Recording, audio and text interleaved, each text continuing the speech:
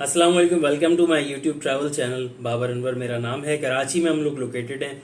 अक्सर लोगों के यही सवालात होते हैं कि यार यूरोप, यूएसए, कनाडा किस तरह अप्लाई किया जा सकता है। तो अगर आप एक फ्रेशर हैं, लाइक आप एक फ्रेश पासपोर्ट होल्डर हैं और आप अपना जर्नी स्टार्ट करना चाहते हैं, तो मैं थोड़ा सा टिप्स गाइड देना चाहता हूँ इस वीडियो में कि आप कहाँ से अपना स्टार्टअप ले सकते हो।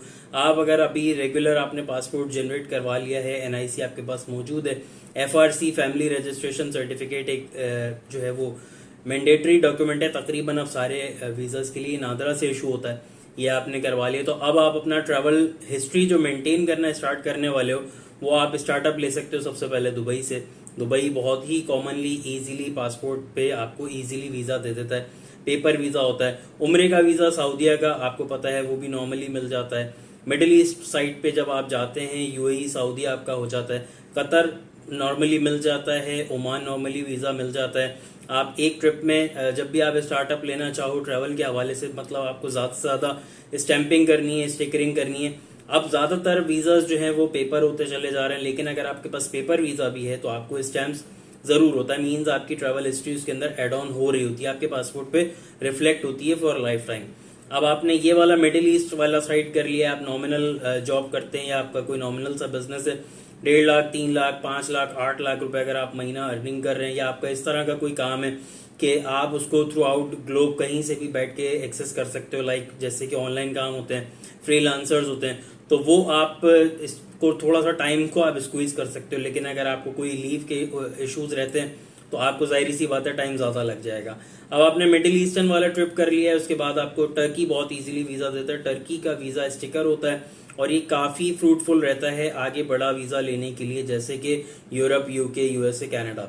अब आप टर्की इजीली कर सकते हो। टर्की के साथ आप बाकू को ऐड ऑन कर सकते हो। बाकू अजरबैजान टूरिस्ट स्पॉट है, लेकिन उसका भी पेपर वीज़ा होता है, उसकी भी स्टैंपिंग आपको मिल जाएगी।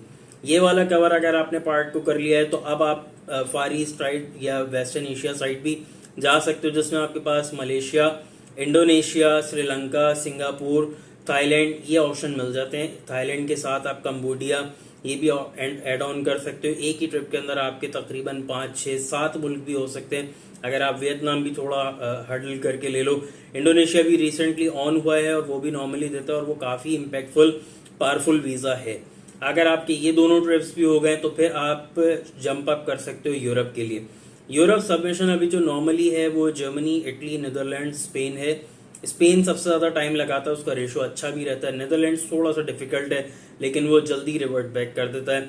इटली थोड़ा सा रेगुलर है अभी टूरिज्म के हवाले से और रिज्यूम हुआ है कुछ महीनों पहले, वो भी वीज़ा देता है। वरना फिर जर्मनी के लिए अगर आप एलिजिबल हो, इंटरव्यू वो लेता है कॉन्सुलेट कराची और एम्बेसी इस्लामाबाद। अगर आप जर्मनी कर लेते हो तो आपका ये यूरोप का ट्रिप हो सकता है। यहाँ से आने के बाद आप यूएसए कर सकते हो। बेसिकली जितने भी बड़े वीज़ाज होते हैं वो आपके टाइज इन पाकिस्तान देख रहे होते हैं। अगर आपकी कोई इस तरह की लैंड्स हैं, प्रॉपर्टीज़ हैं, आपकी फैमिली पीछे है, तो आप ज़्यादा से ज़्यादा अपना जो चीज़ें दिखा सकते हो, जो आपके नेट एसेट्स हैं या कोई भी ऐसी चीज़ है जिसकी वजह से आपको पाकिस्तान आना ज़रूरी होगा, जैसे कि बच्चों की स्कूलिंग होती है या आपका चलता हुआ बिजनेस होता है या आपकी कोई परमानेंट जॉब होती है, तो ये सारी चीज़ें मैटर करती हैं आपके वीज़ा एक्वायर करने के लिए। बैंक स्टेटमेंट्स रेगुलर आपको मिल जाती हैं, कोई बहुत करोड़ों रुपए की स्टेटमेंट दिखाने की ज़रूरत नहीं होती। नॉर्मल जो आपके करंट अकाउंट चल रहा होता है वो इनफ होता है। यूएसए ने अगर आपको वीज़ा दे दिया तो आपके पास एक प्लस पॉइंट ये हो जाता है कि 5 ईयर मल्टीपल वीज़ा मिलता है। आप 5 साल में जब चाहो यूएसए ट्रैवल कर सकते हो। यूएसए वीज़ा आपके पासपोर्ट पे स्टिक होने के बाद आपके पास प्लस पॉइंट्स मिल जाते हैं कि आपको बहुत सारे मुल्क वीज़ा देने में इजी भी हो जाते हैं, प्लस कुछ जगह आपकी ऑन अराइवल भी हो जाती हैं। जैसे कि अभी रिसेंटली सऊदीया ने किया है कि वो आपके पास अगर वैलिड वीज़ा है आप सऊदीया ऑन अराइवल ले सकते हो, जॉर्जिया ऑन अराइवल ले सकते हो। आप इसी यूएसए के B1, B2 कैटेगरी के ऊपर रहते हुए मैक्सिको, क्यूबा यहाँ पर भी एंट्री कर सकते हो, मोरक्को भी एंट्री कर सकते हो। टर्की अगर आप जाना चाहते हो तो वो ऑन अराइवल नहीं है, ई वीज़ा उसका आपको प्री प्लान पहले से लेना पड़ता है, उसकी कुछ नॉमिनल सी फीस होती है, लेकिन आपको वो इंस्टेंट वीज़ा इशू हो जाता है। यूएसए के बाद आपके पास ऑप्शन होता है ऑस्ट्रेलिया या कनाडा। ऑस्ट्रेलिया भी नॉर्मली टूरिज्म वीज़ा दे देता है, लेकिन वो आपका ट्रैवल हिस्ट्री, आपके ट्रैक रिकॉर्ड, सारी चीज़ें चेक करने के बाद आपको देता है और वो भी आपको लॉन्ग टर्म 1 ईयर वीज़ा देता है, मल्टीपल एंट्री। ऑस्ट्रेलिया में थोड़ा अलग होके, लेकिन फिर भी वहाँ पे टूरिज्म, बिजनेस, अब सारी चीज़ें मौजूद हैं।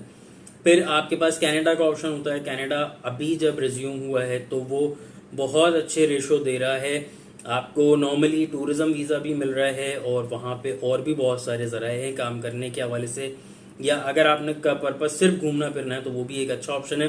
प्लस उसकी भी अच्छी बात ये है कि वो आपको लॉन्ग टर्म वीज़ा देता है। जितना आपका पासपोर्ट की एक्सपायरी होगी वही आपके वीज़ा की एक्सपायरी होगी। ये सारे वीज़ाज एक्वायर करने के बाद आपके पास लास्ट बचता है इंग्लैंड यूके। यूके वीज़ा आपका जो है वो एफबीआर से काफ़ी कंसर्न होता है। आपके टैक्सेशन को, आपके बैंक स्टेटमेंट्स को, आपकी ट्रांजेक्शन को बहुत थॉरली चेक करता है और उसके बाद आपको वीज़ा देता है। लेकिन यूके का भी टूरिस्ट वीज़ा मिल जाता है। अगर आपके पास ये वीज़ा भी हो गया तो अब आपके पास तकरीबन सारे हेल्दी वीज़ाज पासपोर्ट में शामिल हैं। हमने भी इसी तरह से किया है और यही एक प्रोसीजर होता है स्टेप बाय स्टेप अप होने का, और इसमें तकरीबन 5-6 साल भी लग जाते हैं, या हो सकता है आप इससे पहले कर सके। तो ये शॉर्ट वीडियो बनाना चाह रहा था, अगर हेल्पफुल है तो आप लाइक कर सकते हैं। वीज़ा असिस्टेंस के लिए, वर्ल्ड वाइड पैकेजेस के लिए आप नीचे दिए गए व्हाट्सएप नंबर पे हमसे रब्ता कर सकते हैं। Thank you so much. अल्लाह हाफ़िज़।